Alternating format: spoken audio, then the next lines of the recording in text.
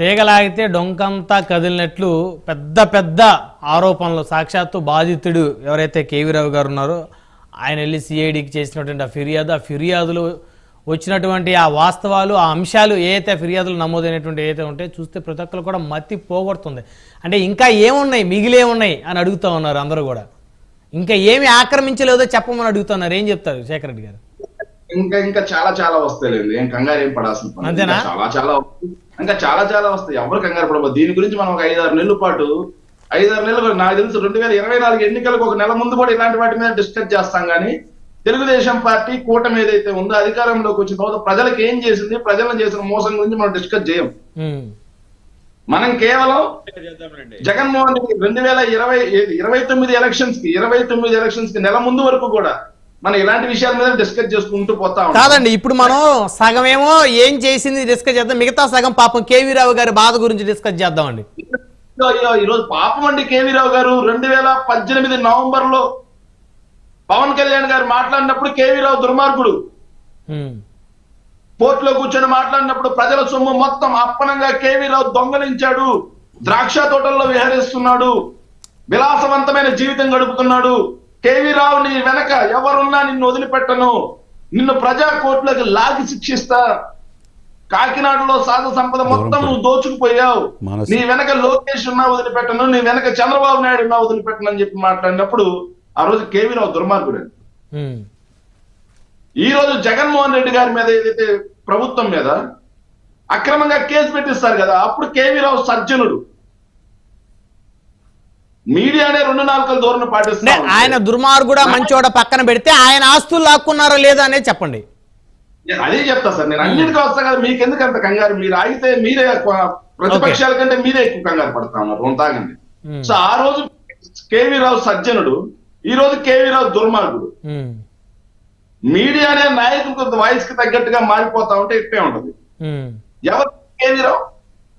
వాస్తవంగా ఎవరి కేవీ రావు? కేవీ రావు ఏదైతే కాకినాడ డీప్ వాటర్ పోర్ట్ ని, యాంకరేజ్ పోర్ట్ ఆయనకి లేదు, కాకినాడ డీప్ వాటర్ పోర్ట్ ని ఓ మలేషియా కంపెనీని అడ్డుపెట్టి కొన్నది ఎంతకు సార్? 52 కోట్లకి, 52 కోట్ల రూపాయలతో దాన్ని కొన్నాడు. కొన్న తర్వాత ఆయన 2015లో కూడా ఆ పోర్ట్ పేరు చెప్పి 560 కోట్ల రూపాయల బ్యాంక్ ఆఫ్ ఇండియా నుంచి లోన్ కూడా తీసుకోవడం జరిగింది. ఆయన సొంత డబ్బుతో పోర్ట్ ని డెవలప్ చేశారంట, చందు శ్రీనివాస్ గారు చెప్తున్నారు. సార్ ఇంతకు మించిన దుర్మార్గం ఇంకోటి లేదు సార్. దుర్మార్గం మీ దగ్గర నేను నేర్చుకోవాల్సిన అవసరం లేదు. As a layman, I'm not a layman. మీ దగ్గర నేర్చుకోవాల్సిన అవసరం లేదు. యాజ్ ఎ హైకోర్టు అడ్వకేట్ చెప్తున్నా, నేను మాస్టర్ ఆఫ్ లో చదువుకున్నా, మీరు మీ దగ్గర నేర్చుకోవాలేక. ఆయన సొంత 1999 నుంచి 20 సంవత్సరాలు ఏ ముఖ్యమంత్రి లేనప్పుడు ఆరోపణ, గత 5 సంవత్సరాల్లోనే మీరు 3690 కోట్ల విలువ చేసేది ఎలా శోధన చేసుకుంటారండి? ఎవరిని బెదిరిస్తారు? సిఐడికి ఇప్పుడు ఆల్రెడీ ఇచ్చాడు, అప్పుడు బెదిరించారు, చేయలేపాడు. ఇప్పుడు పవన్ కళ్యాణ్ గారు చొరవ తీసుకున్నాడు సీపోర్ట్ ని. ఇప్పుడు దూరంపూడి అక్రమాలు, మీరు రైస్ మాఫియా చేసేసి షిప్పుల ద్వారా బంగ్లాదేశ్ మిగతా ఆఫ్రికా కంట్రీస్ ఇష్టం వచ్చినట్టు చేస్తుంటే 5 సంవత్సరాల నుంచి ఇది కనపట్టలేదా మీకు? మీరు ఏం మిగిల్చారండి? ఇక చంద్ర శ్రీనివాస్ గారు చెప్తున్నారని చెప్పి నామే చెప్తున్నారండి. యాజ్ ఏ చెప్తున్నా, 20 పేజీల సిఐడిలో ఆయన కంప్లైంట్ ఇచ్చిన అంశాలను చెప్తున్నా. ఆ అంశాలను మీరు కాదని నిరూపించుకోండి. ఎవరండి శరత్ చంద్రారెడ్డి? ఎక్కడ అరబిందో రియాలిటీ హైదరాబాద్ లో ఉన్నది? అక్కడ పోర్టుకు సంబంధం ఏంటి? విక్రాంత్ రెడ్డి ఎవరో, వైవి సుబ్బారెడ్డి కుమార్ పాత్ర ఏంది? విజయసాయి రెడ్డి గారి పాత్ర ఏంది?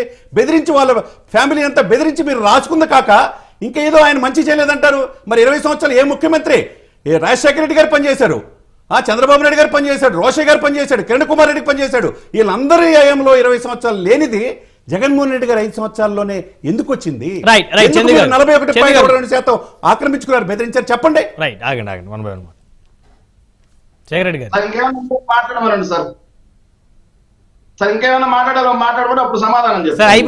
అయిపోయింది, సమాధానం చెప్పండి. మాట్లాడేది అంటే ఏం లేదు సార్, మీరు అక్కడ కూర్చొనేసి అందరూ వాళ్ళే మాట్లాడాలి, మేము మాట్లాడకూడదు అనే దూరంలో ఉంటారు కదా, మధ్యలో మేము మాట్లాడిన వాయిస్ వినిపించదు. అందుకే వాళ్ళు మాట్లాడిన తర్వాత మాట్లాడితే బాగుంటుందని ఆగి. సరే ఇప్పుడు మాట్లాడండి. పొద్దున్న గట్టి అరవడం నేను. ఎస్, మేము అదే అడుగుతున్నాం సార్. గత 20 సంవత్సరాల్లో లేనిది 1998 నుంచి లేనిది 2018 నవంబర్ లో కేవీ రావు ఎందుకు దుర్మార్గుడు అయిపోయాడు? ఆ రోజు మాట్లాడింది పవన్ కళ్యాణ్ కాదా?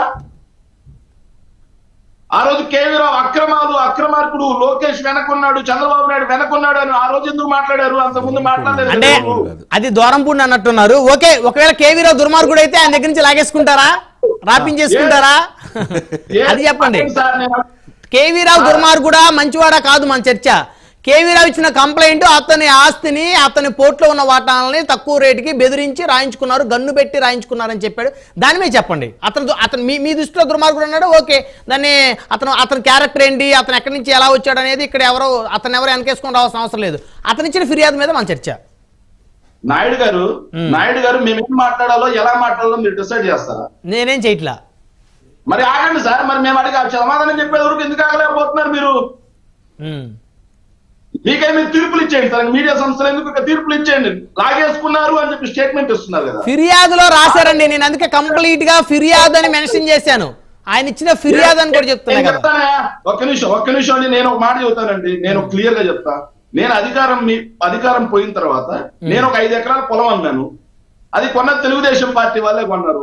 లేదు నన్ను బెదిరించి మార్కెట్ వాల్యూ ఏదైతే ఉందో మార్కెట్ వాల్యూ కన్నా తక్కువ ధరకు కొన్నారని చెప్పి నేను కేసు పెడతా. ఈ రోజు తీసుకుంటారా? ₹1 కోటి స్థలాన్ని మీరు ఒక 70 లక్షలు 80 లక్షలకు అమ్మితే ఓకే. ₹1 కోటి స్థలాన్ని 5 లక్షలకో 3 లక్షలకో అమ్మితే మీ దగ్గర బెదిరించి తీసుకున్నట్టే వాళ్ళు.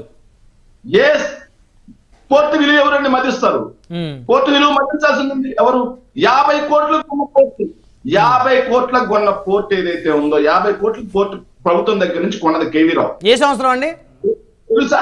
1998లో దాన్ని కొన్నది 50 కోట్లకి. సార్ 26 సంవత్సరాలు సార్. 50 కోట్లు 26 సంవత్సరాలు. ఏదో నిన్న కొన్నట్టు చెప్తున్నారు 2023లో. సార్ మేము అదే అంటున్నాం సార్. 2019 వచ్చేసరికి 2021కి పోర్టు విలువ ఏంటి మదిస్తారు. అసలు అరవిందో రియాలిటీకి విక్రాంత్ రెడ్డికి ఏంటి సార్ సంబంధం? అరవిందో రియాలిటీలో విక్రాంత్ రెడ్డి కనీసం డైరెక్టర్ గానే ఉన్నాడా? ఎక్కడా పొంతం లేని సమాధానాలు. 2018 సార్, 2018 జూన్ 27న ముఖ్యమంత్రిగా ఉన్నటువంటి చంద్రబాబు నాయుడు గారిని కలిసిన కేవీ రావు ఎవరు, కేవీ రావుతో ఎవరు కలిసి వెళ్ళారు అనేది ఆలోచన చేస్తే ఈ కుట్ర వెనక ఎవరు ఉన్నారనేది తేలుద్ది. కుట్ర అని అర్థమైంది. పోలీసులు కాదు, ఖచ్చితంగా మేము కోరుకుంటున్నాం. దీనికి సిబిఐ ఎంక్వైరీ ఏమని చెప్పి మేము అడుగుతా ఉన్నాం. అరవింద్ నిజంగా తప్పు చేసి ఉంటే రాష్ట్రంలో పరిస్థితులు ఎలా ఉన్నాయి తెలుసా సార్? ఏ ప్రభుత్వ ఇప్పుడు ఏమంటే వీళ్ళు చెప్తా ఉన్నారు, ఏదో మాట్లాడుతా ఉన్నారు. కేవీ రావు దగ్గర నుంచి మేము బలవంతంగా లాక్కున్నామంట. మరి 5 సంవత్సరాల్లో కనీసం వాళ్ళకి సంబంధించిన న్యూస్ పేపర్ లో కూడా ఎందుకు రాలేదండి? అసలు ఆయన మీద నా మీద గన్నే పెట్టారని చెప్తే ఇంకేం చెబుతారు సార్? ఏంటి సార్ గన్ పెట్టేది? గన్ను పెట్టారంటే ఇంకేం చెప్తాడు ఆయన? అతను ఉండే తెలంగాణలో సార్, డీల్ జరిగింది తెలంగాణలో. ఆంధ్రాలో అతని మీద గన్ను పెడతారని చెప్పేసి చూస్తా ఉన్నారంట. అతను ఎక్కువగా ఉండేది అమెరికాలో. అమెరికాకి వెళ్ళి గన్ను పెట్టి వచ్చారంటే వీళ్ళకి. అతని ద్రాక్ష తోటలు ఉండేది అమెరికాలో. ఆ ద్రాక్ష తోటల్లో కూర్చొని కూడా మీలాంటి ఛానల్స్ కానీ ఇంటర్వ్యూ చేయొచ్చు. నా మీద గన్ను పెట్టారు, నాచి రాయించుకున్నారని. సార్ ఇది మొత్తం పథకం ప్రకారం కుట్ర సార్. ఏదైతే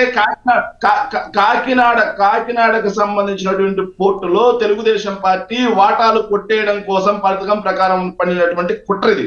ఇది ఎలా ఉందంటే రాష్ట్ర ప్రభుత్వం మీద, ఈ రాష్ట్ర ప్రభుత్వం వచ్చిన తర్వాత అదానీని బెదిరిస్తారు, కింగ్ ఫిషర్ బీర్ ఫ్యాక్టరీని బెదిరిస్తారు, అదే విధంగా గ్రీన్ ఫీల్డ్ ఎక్స్ప్రెస్ హైవే వేసేటువంటి కాంట్రాక్టర్లను బెదిరిస్తారు, మైనింగ్ చేసే వాళ్ళని బెదిరిస్తారు, అదే విధంగా ఎక్స్పోర్ట్ చేసే వాళ్ళని బెదిరిస్తారు. ఆఖరికి ఈ రోజు ఏదైతే అరవిందో వాళ్ళని కూడా బెదిరించాలి, అరవిందో వాళ్ళని కూడా పంపించాలి. ఏం సంపద మిగిల్చారు అని చెప్పేసి భలే మాట్లాడుతున్నారు చందు శ్రీనివాస్ సార్.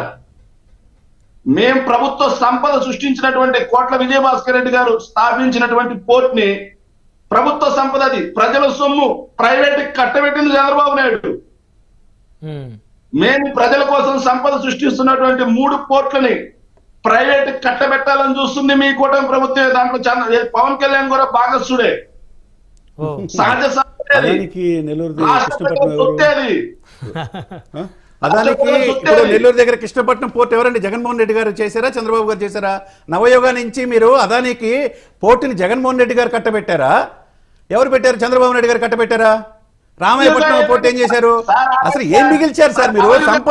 సంపద సృష్టించారు. నేను నాకు శాలువా సత్కరించాలంటారు జగన్మోహన్ రెడ్డి గారు. సంపద ఎవరు సృష్టించారు? 2.5 లక్షల కోట్ల అప్పు చంద్రబాబు నాయుడు గారు దిగేటప్పుడు ఉంటే ఇప్పుడు 10 లక్షల కోట్ల అప్పు ఉందని చెప్పి అందరూ చెప్తున్నారు. అది సంపద సృష్టించడమా, అప్పులు చేయటమా? 6,500 కోట్లు నెలకి ఇంట్రెస్ట్ కడుతున్నారు ఆంధ్రప్రదేశ్లో.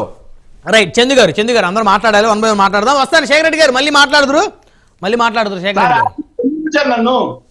ఎందుకు పిలిచారు సార్? ఒక్క నిమిషం ఆగండి సార్, ఎందుకు కంగారు? ఆయన అడిగారు కదా. నవయుగ అనే పోర్ట్ కృష్ణపట్నం పోర్ట్ అనేది గవర్నమెంట్ పోర్ట్ కాదు, ప్రైవేట్ లో ఉన్నటువంటి నవయుగ తన వాటాలను ఎవరికి అమ్ముకుంది? అదానికి అమ్ముకుంది.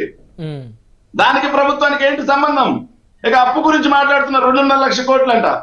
చంద్రబాబు నాయుడు గారు దిగిపోయడానికి 3.5 లక్షల కోట్ల అప్పు, మేము దిగిపోయడానికి 6.5 లక్షల కోట్ల అప్పు అని చెప్పి అసెంబ్లీలో ఇచ్చారు. అసెంబ్లీ డాక్యుమెంట్ చదివితే తెలుస్తుంది. లాయరు అంటే కాదు. ఇంకా 5 సంవత్సరాలు అధికారులు ఉన్నారనుకున్నారు, అధికారం కోల్పోయారు. ఎవరిని బెదిరిస్తారు మీరు? ఎవరు బెదిరిస్తారు? సరే 2.5 లక్షల కోట్లు అప్పు, మీరు 6.5 లక్షల కోట్లు 4 లక్షల కోట్లు అప్పు చేశారు. సరే 10 లక్షల కోట్లు తీసేయండి, 4.5 లక్షల కోట్లు అప్పు చేశారు.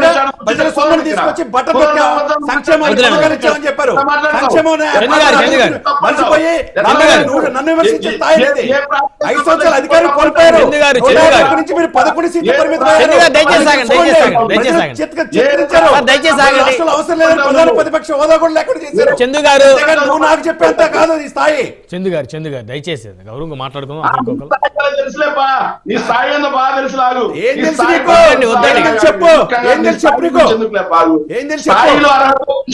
చాలా దూరం వెళ్తాను. చాలా దూరం నువ్వు అసలు ఇదిగో అనుకున్నావేమో, ఏమి చేయలేరు అనుకున్నారేమో. ఇప్పుడు 5 సంవత్సరాలు చూశారు జనం. 11 సీట్లకి పరిమితం చేశారు. అందుకని ఏం తెలుసు నీకు? అదే ఆంధ్రప్రదేశ్ లో ఉంటాం.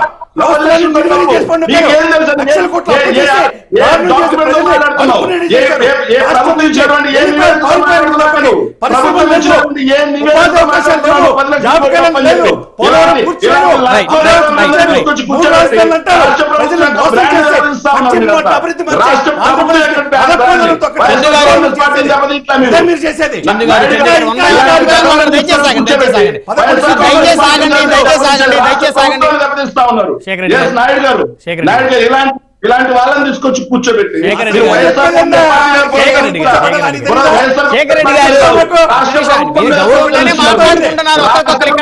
ఒక విషయం అండి, ఇక్కడ వారు మిమ్మల్ని అగౌరవంగా బూతులు మాట్లాడేది, మీరు వారిని మాట్లాడేది, ఇద్దరు కూడా ఎవరి పార్టీ సిద్ధాంతాల మీద మీరు పార్టీ సిద్ధాంతం డిఫరెంట్ అయ్యారు. ఆయన ఒక లామెన్ గా అక్కడ జరిగినటువంటి ఇష్యూస్ అన్ని కూడా తీసుకొని ఆయన సార్ నేను ఒకే ఒక మాట సార్ ఆయన తీసుకొచ్చారు 10 లక్షల కోట్లు అప్పన్నారు సార్. నేను ఓకే సార్. నేనేమన్నా అంటే ఆయన వైఎస్ఆర్ కాంగ్రెస్ పార్టీ మీద బుర్రజల్లట్లా, రాష్ట్ర ప్రభుత్వం మీద బుర్రజల్లుతున్నాడు అంటున్నాను సార్. ఎందుకంటే రాష్ట్ర ప్రభుత్వమే అసెంబ్లీ రికార్డ్స్ తప్పు అవుతాయా, లేకపోతే బయట మాట్లాడే మాటలు రైట్ అవుతాయా? సరే మళ్ళీ మాట్లాడదాం సమయం అందరూ మాట్లాడాలి. మళ్ళీ వస్తానండి శేఖర్ రెడ్డి గారు, ప్లీజ్ మళ్ళీ వస్తాను. మనతో దాసరి కిరణ్ గారు ఉన్నారు, జనసేన పార్టీ అధికార ప్రతినిధి. 10 లక్షల కోట్లు మళ్ళీ మాట్లాడదాం ప్లీజ్ దయచేసి. కిరణ్ గారు గుడ్ మార్నింగ్ అండి. కిరణ్ గారు